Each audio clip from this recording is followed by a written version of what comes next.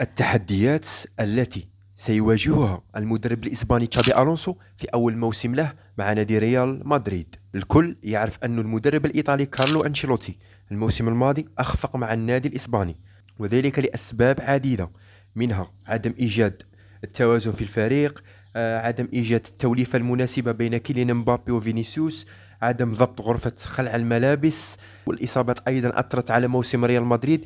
يعني عوامل عديدة أثرت على موسم ومسيرة كارلو أنشيلوتي مع النادي الملكي. الآن بقدوم المدرب الإسباني تشابي ألونسو للقلعة البيضاء نادي ريال مدريد، سيواجه تحديات أكثر وتحديات أصعب، منها الضغط الجماهيري، منها التعامل مع غرفة خلع الملابس، منها إيجاد توليفة مناسبة للفريق. وفي هذا الفيديو سنطرح عدة تحديات التي سيواجهها وسوف يواجهها المدرب الإسباني تشابي ألونسو مع ريال مدريد.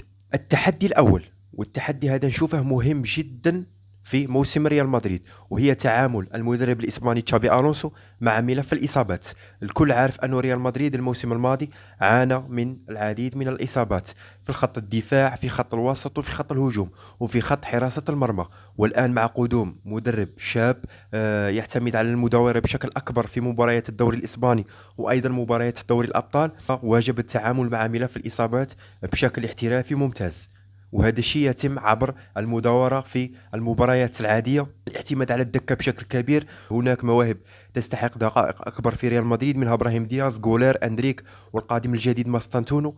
فواجب على المدرب الإسباني تشابي ألونسو التعامل مع هذا الملف باحترافية وبجدية أكثر. التحدي الثاني هو استرجاع هوية نادي ريال مدريد، بحكم أن نادي ريال مدريد أكبر نادي في العالم حاليا وأعظم نادي في التاريخ، فواجب على المدرب تشابي ألونسو استرجاع الهوية التي فقدها الفريق الموسم الماضي مع كارلو أنشيلوتي.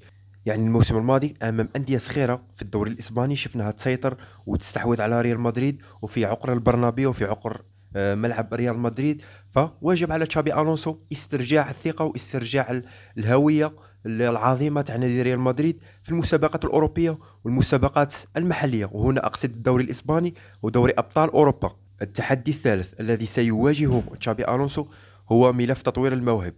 كما تعرفوا نادي ريال مدريد لديه العديد من المواهب، غولير، ماستانتونو، أندريك، إبراهيم دياز، حتى رودريغو يعتبر موهبة.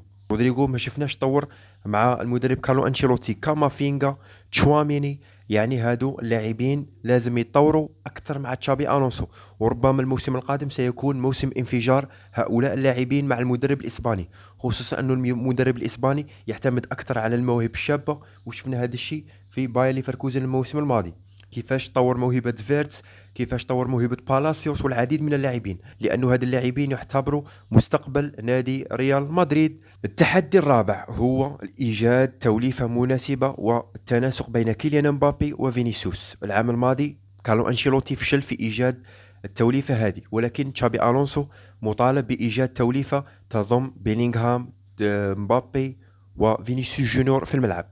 وإذا لقى تشابي ألونسو التوليفة المناسبة وشفنا اللاعبين الثلاث اللي ذكرتهم متناسقين في الملعب، فسوف نشهد نسخة جبارة من ريال مدريد الموسم القادم في دوري أبطال أوروبا والدوري الإسباني. يعني إذا لقى تشابي ألونسو التوليفة المناسبة بين الثلاثي، فريال مدريد الموسم القادم لن يوقفه لا برشلونة ولا أي نادي آخر. يعني إذا لقى التوليفة بين هذا الثلاثي، فنادي ريال مدريد سوف ينفجر أكثر وأكثر.